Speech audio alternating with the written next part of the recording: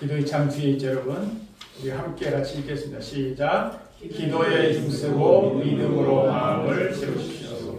그러면 주 안에서 그 능력의 힘으로 강건해질 것입니다. 우리의 삶은 끊임없는 싸움의 연속이며 때로는 지치고 무너질 때도 있습니다. 그러나 하나님께서는 기도를 통해 우리의 삶에 필요한 것들을 공급하시고 힘을 주시는 분이십니다. 기도는 하나님과의 연결을 회복하게 하고 믿음은 우리의 내면을 다시 채워주는 능력입니다. 왜냐하면 하나님은 기도를 통해 우리가 자신이 아닌 하나님을 의지할 수 있도록 도우시기 때문입니다. 전심으로 기도하면 하늘의 능력을 경험하게 되며 믿음으로 채워진 마음은 두려움 대신 평안으로 가득 찹니다. 그러므로 오늘도 주 안에 거하며 기도와 믿음으로 나아가시라 합니다. 아멘. 따라합시다. 기도에 힘씁시다. 우리가 기도하면 하나님과 연결이 되고 우리의 힘으로 살지 않고 하나님의 힘으로 산다는 거죠. 그러니까 우리의 힘으로만 이 세상을 우리가 다 승리할 수 없다는 거예요. 자, 우리는 지금도 마찬가지로 과거의 상처와 갈등, 고통을 한 번도 겪어보지 않는 사람은 아무도 없어요. 누구나 자기만의 상처와 아픔과 고통이 있죠. 과거에 내가 받은 상처와 갈등, 나를 불편하게 했던 사람을 만났을 때 우리가 어떻게 풀어가야 되는가? 우리 인생에서 가장 어려운 훈련 중에 하나가 뭐예요? 인간 관계. 이 불편한 관계를 어떻게 풀어갈 것인가? 그래서 하나님은 우리를 훈련하실 때 특별히 관계를 통해서 사람과의 관계, 어려움을 통해서 우리 막 다듬어 가는 거죠. 왜? 그냥 우리가 뭐 생각대로 다 되는 게 아니잖아요. 요셉이라는 사람은 바로 누구보다도 큰 상처를 받았던 사람이죠. 자기에게 상처를 줬던, 자기를 팔았던, 괴롭혔던 형들을 만나죠.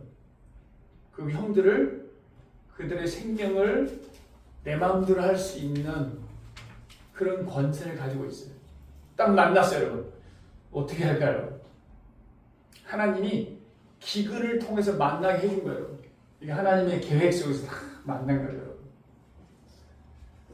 그가 자신의 가진 권세를 가지고 그 형들을 어떻게 대할까요? 우리라면 우리 힘들게 했던 사람 만난 거예요. 내가 높은 권세를 가지고 있어. 내 마음대로 할 수 있어. 어떻게 해야 될 것인가? 이 요셉이 이렇게 행하는 행동들을 보면 이렇게 풀어가는 거구나. 지혜를 얻을 수 있는 거죠. 자, 우리 지난 시간까지 여러분 애굽 주변에 대기근이 일어났죠, 여러분. 바로 그 위에 있던 가나안도 예외가 아니었어요. 그러니까 야곱 가족도 어떻게 해요? 이 기근을 면하기 위해서 어떻게 해요? 야곱이 아들들을 애굽으로 보냈죠, 여러분. 그래서 10명의 요셉의 형들이 양식을 구하러 어디로 갔다고요? 애굽으로 갔어요. 거기서 누굴 만납니까? 요셉을 만났어요. 요셉은 그 양식을 나눠주는 최고의 책임자예요. 만나가지고 어떻게 했어요? 요셉 형들이 어떻게 했어요? 요셉에게 절을 했다. 이게 굉장히 중요한 얘기예요, 여러분. 그냥 단순한 절이 아니에요, 여러분. 우리 왕 앞에 모시기 이렇게 절한 것처럼 보이잖아요. 이게 요셉의 꿈이었잖아요.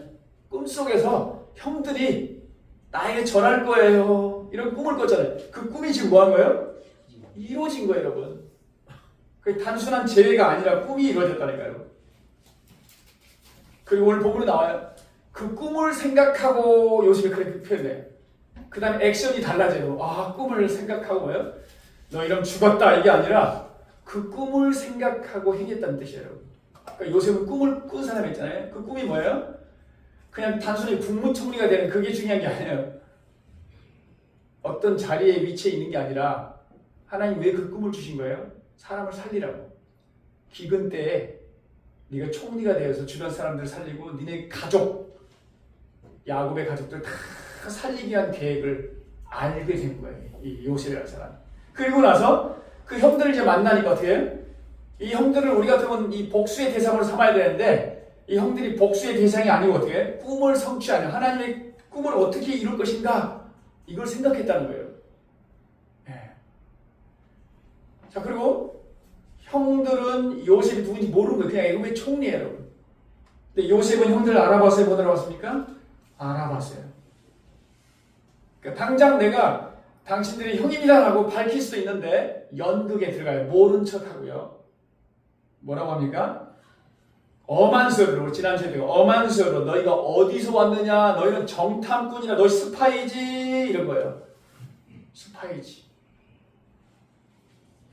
그러니까 굉장히 거칠게 대하고 있는 거지. 지금 표면적으로 이렇게 대하고 있는 거예요. 여기엔 목적이 있죠. 하나는 너 스파이지 하면 어떻게 아닌데요? 우리 애굽에 아니 가나안 땅에 우리 가족들이 이렇게 되고 이렇게 되고 이렇게 되는데요. 가족의 스토리를 어떻게 안부를 알기 위함이고요. 또 하나는 그들이 과거에 요셉에게 행했던 일들 있잖아. 자, 이런 것들을 드러내기 위한 목적도 있고, 그래서 화해를 위한 목적도 있고, 여러 가지 목적을 가지고 너희 정탐꾼이지 몰아가는 거예요. 그랬더니 요셉의 형들이 어떻게 보면 가정사를 다 얘기하죠. 와, 우리 아버지가 있고요. 12명인데 하나는 없어졌고요. 한 명 막내는 야곱과 함께 있어요. 이렇게 얘기했잖아요. 그러니까 소식을 들은 거죠. 그 말을 듣고 나서 요셉이 형들에게 뭐라고 합니까? 니네 막내 벤자민을 데리고 와야 된다. 안 그러면 어떻게 된다는 거예요? 네 스파이야. 스파이가 아님을 증명하기 위해서 뭐라고요? 막내를 반드시 데리고 와야 된다. 그러면서 감옥에 형들을 가둔 거예요. 3일 동안. 이게 지난 시간까지 내용이에요. 3일 동안 감옥에 가둔 거예요, 지금. 자, 그리고 나서 오늘 말씀 18절 한번 읽어보겠습니다. 함께. 시작.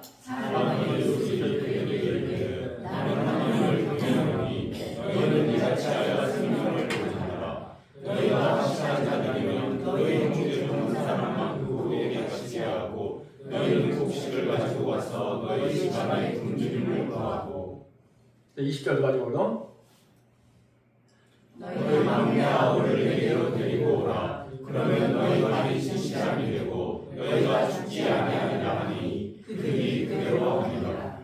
네. 오늘 우리가 긴 내용을 읽지만 내용은 간단한 거예요. 가서 뭐 하라는 거예요? 막내 동생을 데려와서 니네가 스파이가 아님을 증명해야 된다. 그러면 살리라 이 내용이에요, 여러분. 그러니까 요셉이 오늘 뭐라고 합니까? 이렇게 알려주잖아요. 이와 같이 하여 생명을 보존하라. 살 수 있는 방법을 알려주는 거예요. 네. 자, 그러면서요. 한 사람이 옥에 갇힙니다. 여기 시몬. 그리고 9명을 보내요. 그런데 이 앞전에 9절에 16절에 보면 뭐라고 했냐면 그때 요셉의 계획은 뭐냐면요. 9명을 가두고 1명을 원래 보내는 거였는데 전략이 약간 수정됐어요. 여러분. 자, 9명을 보내야만 그래서 야곱을 설득하기 좋다는 생각이 든 거겠죠. 여러분. 그리고 양식도 여러분 1명이 가져간 거하고 1명이 다르잖아요. 여러 가지 생각해 보니까 그래서 전략을 수정하는 거예요. 여러분. 그래서 1명을 가두고 9명을 보낸 거죠, 여러분. 자, 그러면서 요셉이 형들에게 살 방법을 알려준 거죠, 여러분. 여러분, 이 요셉은 지금 이 원수 같은 형들 앞에서 복수를 하려면 얼마든지 할 수 있지만 지금 복수하려고 하는 게 아니에요. 아까 꿈을 생각했다고 했잖아요. 어떻게 하는 것이 지금 이 꿈을 이루는 하나님의 뜻을 이루는 가장 좋은 방법인가를 생각하는 거예요, 여러분. 그 중에 하나가 뭡니까? 가족들을 살리는 거예요. 한마디로.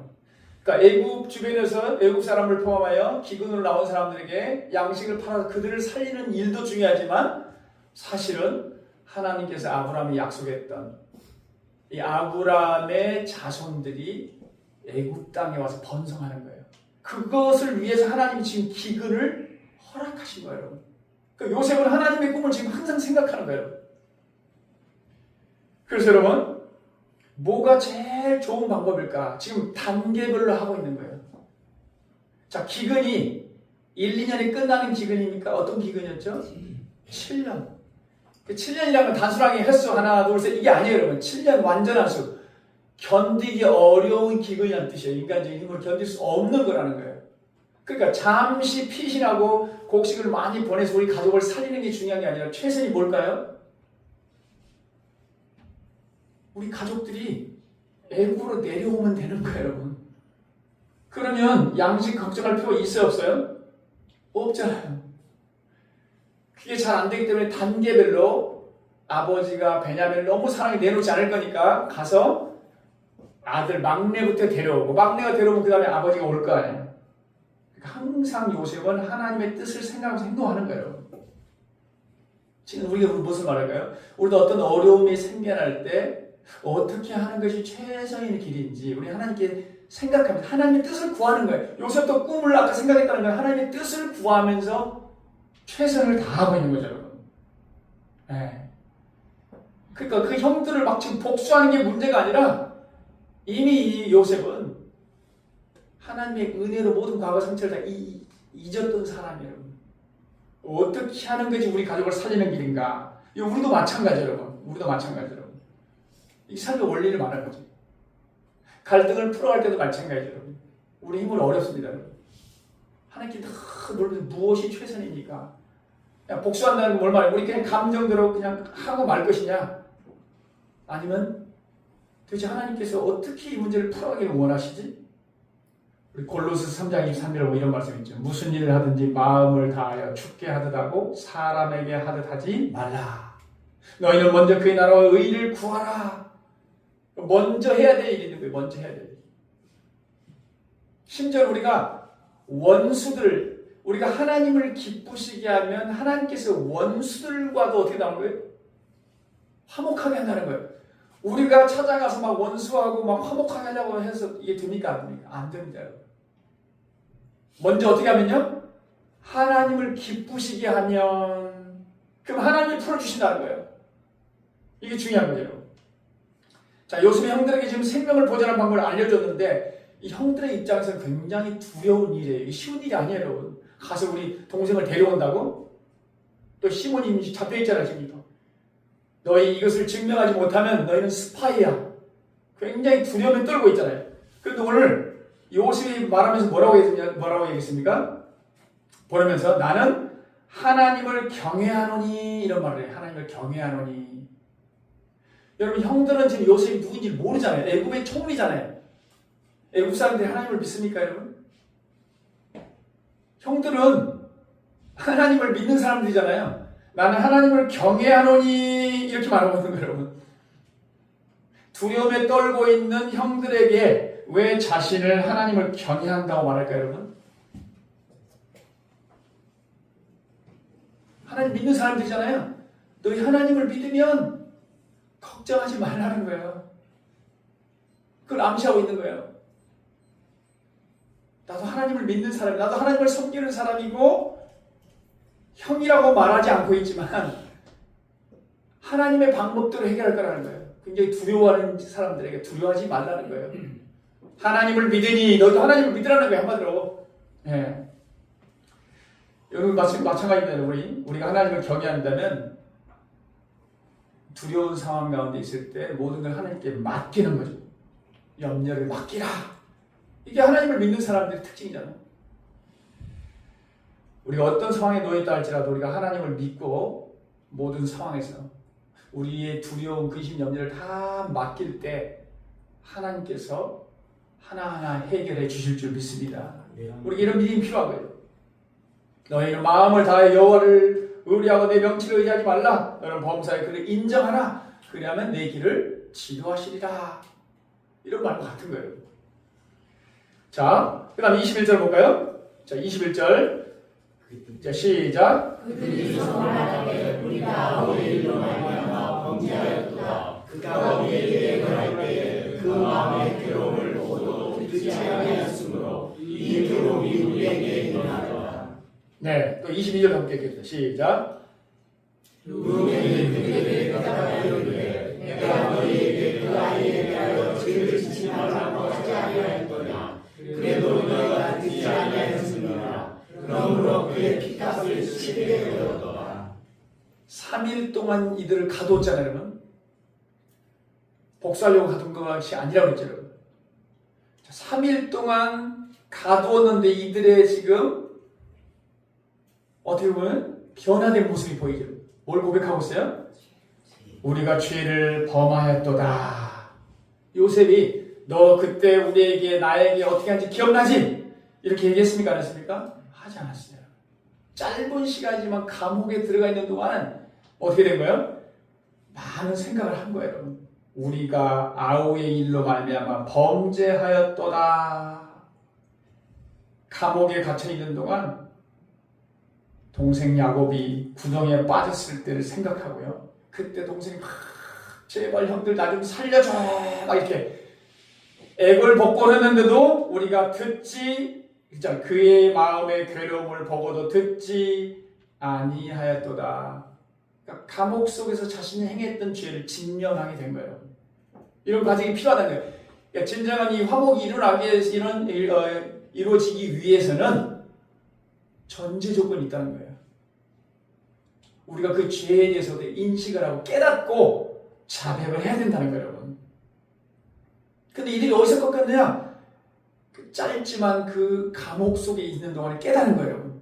사람은 여러분 어려움을 겪어봐야 어려움을 겪고 있는 사람을 이해할 수 있죠, 여러분. 우리가 그 일을 겪어보지 않고서는 내가 형통한 삶을 살아본 사람은 어려움 가운데 있는 사람들을 이해하기가 어려운 거죠, 여러분. 어떤 면에서는 이 형들은 짧지만 그 짧은 시간 속에서 뭐예요? 자신들이 갇혀있는 동안에 동생에게 자신들이 행했던 삶을 깨닫고 있는 거예요, 여러분. 그러니까 고난을 통해서, 어려움을 통해서 우리가 죄를 깨닫는 그런 기회가 된다는 거예요.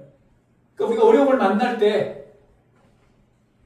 우리가 꼭 반드시 죄를 지어서 어려움을 겪는 건 아니지만 우리가 고난을 맞이할 때 어떤 태도를 가지는가 굉장히 중요하다는 거예요. 먼저 뭐라는 거예요? 우리 자신을 살펴보는 시간이 된다는 거예요. 왜 나에게 이런 일이 났지? 혹시 내게 잘못이 있지 않는가? 다윗이 그런 기도를 했죠. 하나님이여 나를 시험하사 내 마음을 아시오며 내 속에 무슨 악한 행위가 있나 보시고 날 영원한 길로 인도하소서. 우리는 자신을 돌아봐야 하는 거예요. 여러분 전도서 할 때 전도서 7장 14절 말씀이 여러분 형통한 날에는 기뻐하고 권고한 날에는 생각하라 이랬어요. 형통한 날에는 기뻐하라. 감사하는 하나님께 주신 은혜에 대해서 감사하면 되는 거예요, 여러분. 권고한 날, 권고한 날은 뭐라고요? 따라서 권고한 날에는 생각하라. 뭘 생각하라고요? 혹시 우리 안에 죄가 있는지 자기를 살펴보라는 거예요. 내 안의 연약함, 나의 한계. 그래서 겸손해지는 거예요. 우리가 어려움을 만나면 내가 모든 걸 하는 내 마음대로 다 되어서 막 의기양양했는데 뭐가 꺾인 거예요, 여러분. 그때 뭘 본다는 거예요? 나의 연약함을 보게 되는 거예요. 나의 한계를 보는 거예요, 여러분. 그래서 우리 겸손해지는 거죠. 아, 내 인생이 내 마음대로 되는 게 아니구나, 이거. 내 인생이 내 것이 아니구나.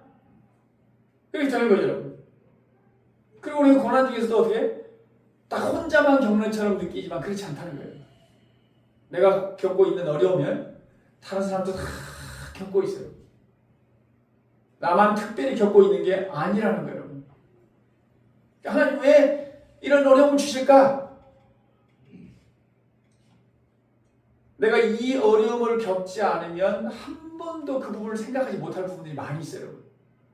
지금도 왜냐면 봉사자들 보세요. 예를 들어서 좀 장애인들 봉사단체에 가면 누가 그 장애인들을 섬기고 있을까요, 여러분? 그냥 가만히 있다가 그냥 영감이 떠올라서 가는 건 아니에요. 많은 경우가 뭐예요? 우리 가정에 그런 사람이 있거나 내 곁에 내가 가까운 곳에 있는 사람들이 섬기러 가는 거예요, 여러분. 그러니까 이해한 거죠. 이해한 거. 그 어려움을 우리가 저런 어려움이 있구나. 내가 겪어봐야만이 세상에 저런 일도 있구나. 근데 내가 겪어보지 않고서는 한 번도 다른 사람이 저런 어려움을 겪고 있다는 걸 생각하지 못하는 거예요. 우리 성숙해지는 거죠, 여러분. 고난을 통해서 자기를 돌아보는 시간이기도 하고 또 어떻게 다른 사람을 이해할 수 있는 기회가 되기도 하고. 근데 제일 중요한 게 있어요, 여러분. 우리가 이 어려움을 할 때 공고한 날에 생각해야 할 가장 중요한 것이 뭘까요, 여러분? 뭘 생각해야 될까요, 여러분? 따라서 합시다. 주님을 바라보라. 괴로울 때 바라보라. 공부하는 날에는 괴로울 때는 뭐라고요? 괴로울 때 누구를 바라보라고요? 주님을 바라보는 거예요. 아무리 다른 걸 다 바라봤는데 주님을 바라보지 않으면 별 의미가 없어지는 거죠. 곤고한 날에 주님을 바라보라. 괴로울 때 주님의 얼굴을 보라. 평화의 주님을 바라보아라. 믿음의 주여 또 온전케 하신 예수를 바라보아라. 우리가 왜 예수님을 바라봐야 될까요, 여러분? 왜 예수님을 바라봐야 되는 거예요? 그가 시험을 받아 고난을 당하셨은즉 시험 받는 자들을 능히 도우실 수 있느니라. 그러므로 우리는 긍휼하심을 받고 때를 따라 돕는 은혜를 얻게 하여 은혜의 보좌 앞에 담대히 나아갈 것이니라. 우리가 지금 겪고 있는 것과는 비교가 안 될 정도로 주님은 훨씬 센 걸 뭐했다는 걸 다 겪으셨다. 그 말은 무슨 말이에요? 우리를 위로해 줄 수 있다는 거예요. 주님 앞에 나아가면 주님을 바라보면 때를 따라 돕는 은혜를 우리가 뭐 한다는 거예요? 얻게 된다는 거예요, 여러분. 주님을 바라보면 주님의 위로가 우리 가운데 임한다는 거예요, 여러분. 이 주님의 위로가 크게 받으면 받을수록 우리 다른 사람들이 관심을 갖고 어떻게 돼요? 다른 사람들에게 위로하는 자가 되게 되는 거죠, 여러분. 우리가 모두가 이 고난을 맞이할 때 우리 자신을 돌아보고 또 남들의 아픔을 돌아보고 무엇보다 주님을 바라보므로 주님으로부터 오는 큰 위로를 받기를 주님의 이름으로 축복합니다. 자, 23절 함께 읽겠습니다. 23절 시작. 요셉이 듣는 줄을 알지 못하였다. 요셉이 그들을 따라서 울고 다시 돌아왔어. 네, 요셉이 뭘 들은 거예요? 형들이 자책하는 걸 들은 거예요. 잘못했다는 걸 들은 거예요. 그래서 눈물이 났다는 거예요. 네. 그러니까 형들의 모습을 보면서 자신이 당했던 그 고난들, 그리고 지금 자신의 죄를 고백하며 자책하고 있는 형들의 모습을 보면서 또 어떻게 해요? 측은히 여기는 마음. 그러니까 한마디로 이걸 뭐라고 해요? 인생의 해석이 된다는 거예요.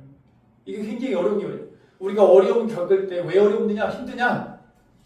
우리가 비록 좀 어려운 일을 만난다 할지라도 이게 해석이 되면요. 해석이 된다는 게 뭐냐? 아, 이런 뜻이구나. 그럼 내가 좀 이게 견딜 수 있는 힘도 있는 거예요, 여러분.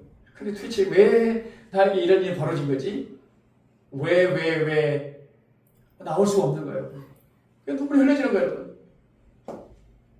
사실 요셉은 이미 용서를 했던 사람이에요, 여러분. 그런데 여러분, 아직 형제들과 화해한 것은 아니에요, 여러분. 다릅니다, 여러분. 우리가 이미 용서받은 것과 화해한 건 다른 거예요, 여러분. 그러니까 용서는 일방적입니다, 일방적이야. 그런데요, 화해는 뭐라고요? 쌍방적인 겁니다, 여러분. 이게 굉장히 중요한 절차가 있는 거예요, 여러분. 그러니까 요셉이 지금 이 지혜로운 행동이 하나씩 이끌어가는 게 너 빨리 자백해. 그럼 내가 용서해 줄게. 이런 방법이 아니라는 거죠. 이거는 하나님이 우리에게 행한 것 똑같아.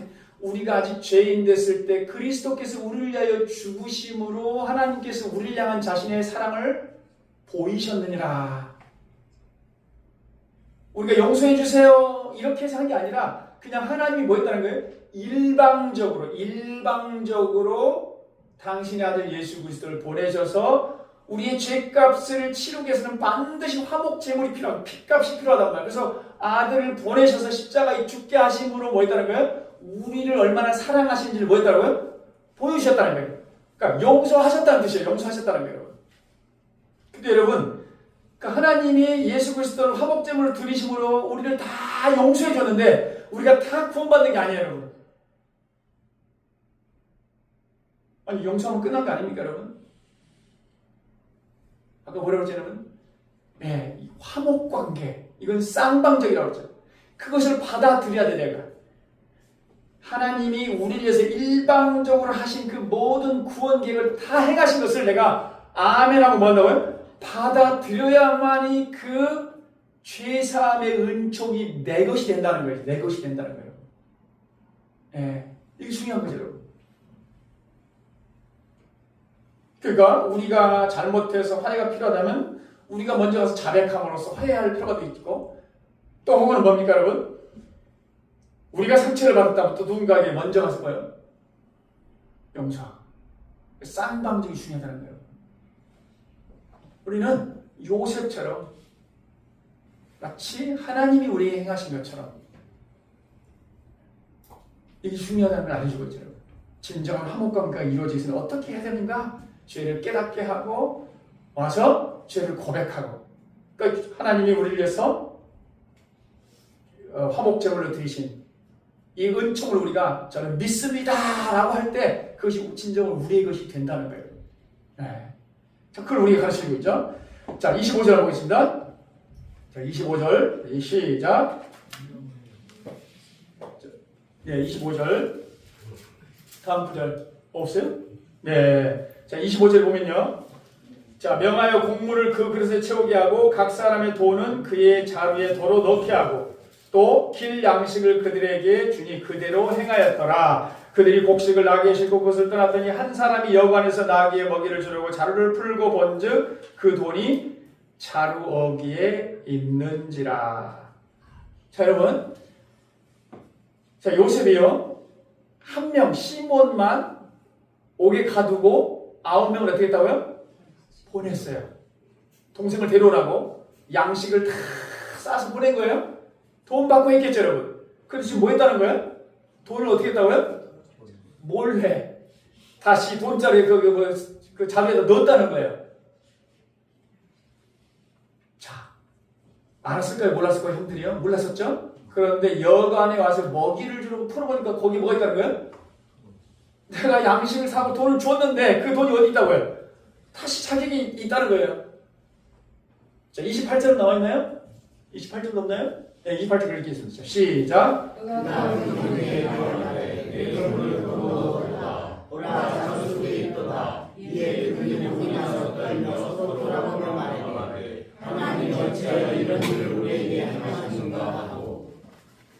지금 좋아하고 있습니까? 두려워 떨고 있습니까? 이거 좋아할 일이에요? 두려워할 일입니까, 이거? 우리 양식도 쉽게 얻는 게 아닌데 양식을 얻고 돈 주고 지금 하는데 그 돈이 지금 돈 내게 있는 거예요. 이건 어떻게 지금 의심받을 수 있는 겁니까, 이거? 도둑으로 그 돈을 다시 훔쳐간 거잖아요. 우리가 표면적으로 보면 그렇게 되잖아요, 여러분. 근데 그런 의도였습니까? 요셉이 왜 거기다 넣었죠? 사랑하기 때문에, 여러분. 요셉이 사랑하기 때문에. 형들은 요셉을 죽이려고 했지만 요셉은 그 원수 같은 형들을 가족들을 사랑하기 때문에 거기다가 돈을 넣어 주었다는 거죠, 여러분. 자, 그런데 여러분, 이게 이제 창세기 43장 다음 장에 가면 그대로 표현해놔요. 왜 돈을 넣었는가를 정확하게 알려줘. 이렇게 이제 형들을 만납니다. 만나서 요셉이 말합니다. 너희 아버지의 하나님이 재물을 너희 자루에 넣어 너희에게 주신 것이니라.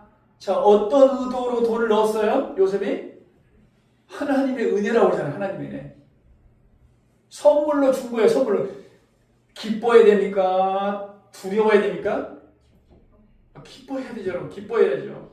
근데 그들은 지금 어디에? 그들이 혼이 나서 떨며 서로 돌아오며 말하되 우리는 죽었도다. 지금 그 얘기하는 거예요, 여러분. 나중에 도대체 이게 어떻게 할 거냐, 이게. 거기 누가 벌모로 잡혀 있어요, 여러분. 시몬이는 형도 벌모로 잡혀 있는데 우리가 그곳에 내려가야 되니 말아야 되니. 이게 보통 심각한 문제가 아니죠, 여러분. 왜 이렇게 두려워 떨어야 되는 겁니까, 지금? 이 하나님의 은혜를 모르기 때문이죠. 하나님의 뜻을 모르기 때문에 지금 불안하고 있는 거 아닙니까, 여러분? 만약에 형들이 그 돈을 준 사람 총리가 요셉, 내 동생이었고 호의를 베풀었다는 걸 알았다면 그때도 놀라 자빠졌을까요, 여러분? 그러니까 우리가 하나님의 섭리를 알면 기뻐할 일도요, 모르면 어떻게 나와요? 두려워하게 되는 거예요. 그 지금 상황이, 나에게 펼쳐진 상황이 지금 하나님의 섭리를 우리가 믿느냐 안 믿느냐에 따라서 완전히 달라지는 거예요. 이 상황을 어떻게 해석하냐에 따라서 이 두려움이냐 평안이냐 완전히 달라지잖아요, 여러분. 하나님이 우리 아버지가 되시고 모든 일 가운데 은혜를 베푸심을 우리가 깨닫지 못한다면 우리도 모든 일에 어떻게 돼요? 두려움과 불안을 느끼며 살 수밖에 없다는 게 우리도 마찬가지로. 우리가 하나님을 아버지로 모시고 우리를 향하여 하나님이 하신 모든 일이 분명히 뭐라고 해서 선을 이룬다고 했잖아요. 그것을 미루면 이게 이해가 안 되지만 그것을 믿으면 우리가 기뻐할 수도 있고 평안을 누릴 수도 있고 은혜를 누리게 되잖아요. 그런데 반대로 그 하나님 뜻을 모르고 하나님 섭리를 믿지 않으면 정반대의 일이 벌어진다는 거예요. 우리가 이 하나님의 섭리를 믿느냐 안 믿느냐 얼마나 중요한 걸 우리가 알려주고 있는 거예요. 자, 그래서 결국 이들이 고백한 게 뭐냐면 하나님께서 어찌하여 우리에게 이 같은 일을 행하시는가. 형제들이 고백이 이름에 입에서 뭐가 나왔어요? 누구의 이름이 등장했습니까? 1절에 하나님께서 어찌하여 우리에게 이 같은 일을 행하시는가. 하나님 해야 돼도 너무합니다. 당연히요. 지금 억울하죠. 우리가 지금 훔친 게 아니잖아요. 근데 남들이 보면 어떻게 해요? 그리고 애굽의 총리가 보면 어떻게 돼요? 훔친 거잖아요. 누구를 죽이려고 하나님, 내가 너무 억울합니다. 어떻게 이런 일이 벌어질 수 있습니까? 두려움에 떨고 있는 거죠. 우리도 이런 때가 있는 거죠. 사실 돌이켜보면 별일 아닌데 너무도 이게 큰일처럼 느껴져가지고 난 죽었구나 이럴 때가 있어요. 나중에 시간이 지나고 나면 어떻게 별일도 아닌데 막 두려워 떠는 거예요. 이런 때가 오는 거예요. 하나님께서 어찌하여 우리에게 이 같은 일을 행하시는가. 근데 우리가요 여기서 중요한 교훈 하나 배워야 되는, 이게 좋은 의미로 막 하나님의 이름을 부르신 건 아니에요. 사실 어떻게 보면 그죠? 그런데 하나님의 이름이 등장했어요. 여러분 여기 우리가 이해할 수 없는 상황에서 여러분 하나님의 이름을 부르실 수 있기를 바랍니다. 여러분. 그러니까 이해 안 되기 때문에 더욱 하나님의 이름을 부르짖고 하나님께 나아가야 되는 거예요. 도대체 이런 일이 왜 일어났지? 왜 나한테 일어난 겁니까? 어떤 사람은 그 일 앞에서 이해할 수 없는 일 앞에서 하나님께 원망과 불평을 하는 거죠. 내가 도대체 무슨 잘못을 했길래 이런 일을 나에게 일어날 수 있게 하십니까? 뭐 하십니까 하나님? 이런가 하면요 우리 이런 상황 맞이할 때 따라서 합시다. 우리 틀림없이 하나님의 뜻이 있을 거야. 따라서 합시다. 틀림없이 하나님의 뜻이 있을 거야. 이게 섭리라고 합니다. 섭리라고.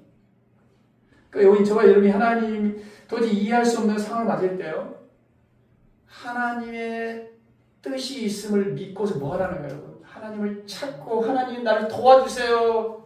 내가 도저히 이해할 수 없는 일이 벌어졌어요. 내 마음에 두려움이 찾아옵니다. 하나님 나를 도와주세요.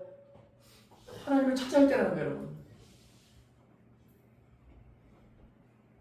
이게 대표적인 사람이 누구예요? 요셉은 그렇게 했잖아요, 여러분. 도저히 이해될 수 없는 형들에게 노예로 팔려오고 또 억울하게 감옥에 들어갔을 때도 하나님 어찌하여 이런 일이 나에게 벌어서 이렇게 하지 않고 뭐 했다는 거예요?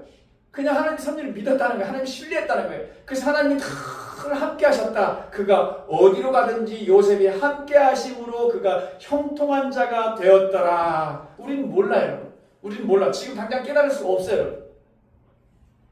그러니까 모르기 때문에 더 뭐 해야 되는 거예요? 모르기 때문에 하나님을 신뢰하라는 거예요, 여러분.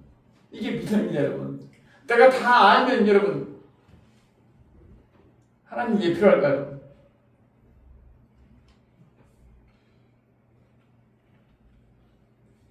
틀림없이 나를 향한 하나님의 선하신 뜻일 것이다. 하나님의 섭리를 믿을 수 있기를 바랍니다. 나를 사랑하신 하나님을 믿고 우리가 힘들고 어려울 때라도 그 섭리를 믿고 요셉처럼 성실한 자가 되라는 거예요. 그럼 하나님께서 하신다는 거예요. 이게 너무 어려운 거죠, 여러분. 자, 그리고 나서 여러분 29절로 35절까지 내용이 똑같은 내용, 지금까지 일어났던 일이죠? 그대로 얘기합니다. 돌아와서 형들이 아버지에게 우리가 지난날에 이런 일이 있었어요 라고 이야기합니다. 자, 그리고 나서 36절 그 이야기를 듣고 야곱이 반응을 합니다. 36절 함께 했습니다. 시작. 그들의 아버지 야곱이 그들에게 이르되 너희가 나에게 내 자식들을 잃게 하였다. 요셉도 없어졌고 시몬도 없어졌거늘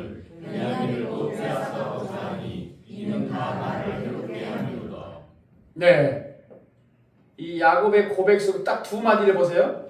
너희가 내 자식을 잃게 하도다. 그 다음에 다 나를 해롭게 함이로다. 이 원수 같은 아들들아, 도대체 니네 어떤 짓을 했길래 내 아들 요셉도 잃어버렸고 또 거기다 시몬 묶어놓은 걔도 잃어버렸고 이제는 누구까지? 베냐민까지. 말도 안 돼. 내 인생에 도움이 안 되는 인간들아, 내가 절대로 내 막내 아들만큼은 보낼 수 없다. 이렇게 지금 고백하고 있는 거죠, 여러분. 그러니까 한편으로는 우리가 이 야곱의 입장에서는 야곱의 말이 이해가 되기도 하죠. 근데 여러분, 나를 해롭게 함이로다. 야곱이 이렇게 고백하고 있잖아요. 우리는 다 알고 있잖아요. 지금 야곱을 해롭게 하는 거예요.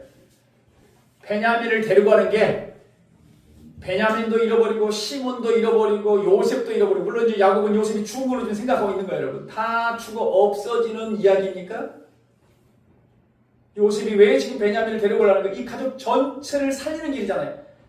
그러니까 나를 해롭게 하는 게 아니라 그 반대로 지금 어떻게 된 거예요, 지금? 하나님은 그 야곱이 생각하는 것과 반대로 모든 가족을 살리기 위해서 요셉을 통해서 하나님의 뜻을 이루어가고 있는데, 그 뜻을 알지 못하고 일어나는 일들을 보니까 너희가 하는 일마다 다 나를 해롭게 하는 인생들이구나, 이렇게 얘기하는 거죠. 그러니까 우리가 하나님을 신뢰하는 게 얼마나 중요한 걸 알게 되는 거죠. 오늘 야곱처럼 우리도 마찬가지입니다. 우리가 하는 많은 고민들이 야곱과 같은 고민들이 많다는 거예요. 와, 난 죽었구나, 이렇게 생각되는데 베냐민만 보내면 모든 문제가 해결되는 거예요, 여러분. 그런데 야곱에게 있어서는 지금 베냐민이라는 사람이 어떤 사람이에요? 가장 소중한 사람이에요. 가장 소중한 사람이에요. 이거 놓치면 이제 내 인생이 끝나는 거예요. 절대 놓을 수 없는. 근데 여러분, 하나님은요, 우리가 하나님보다 더 사랑하는 대상이 있으면 그것을 놓도록, 그래서 우리에게 고난의 환경을 허락하시는 거예요. 이걸 놓아야만 하나님 일하시기 때문에. 근데 우리가 생각할 때는 이걸 놓으면 내 인생은 어떻게 되는 거예요? 끝나는 거예요. 이것마저, 내가 가장 소중해 이것마저 놓아버린다면 나는 끝날 것 같다는 거죠. 근데 하나님 그걸 놓게 하시는 거예요. 내가 지금 하고 있는 사업도 마찬가지. 이거 잃어버리면 그게 우리 생각이 맞는 거예요. 우리 생각은 그거 맞는 거예요, 여러분.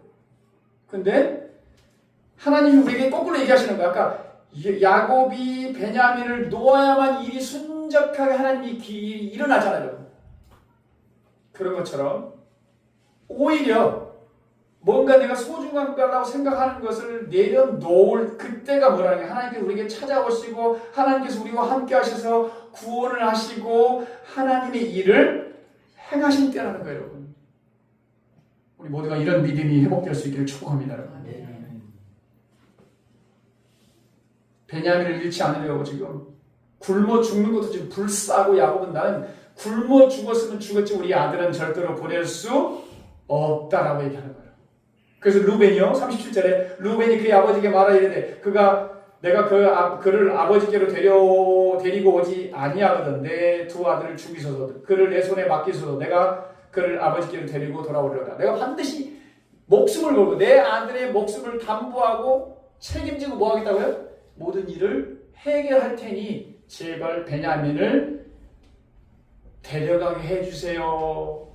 이야기를 듣고도 야곱은 내 아들은 너희와 함께 내려가지 못하리라. 뭐라고 얘기했다고요? 그냥 베냐민이 아니고 내 아들은 너희와 함께 가지 못. 그러니까 베냐민은 내 아들이고 나머지는 누구예요? 아들이 아닌 거예요, 여러분. 마치 아들이 아닌 것처럼. 그러니까 이 소중함의 정도가 완전히 다른 거죠.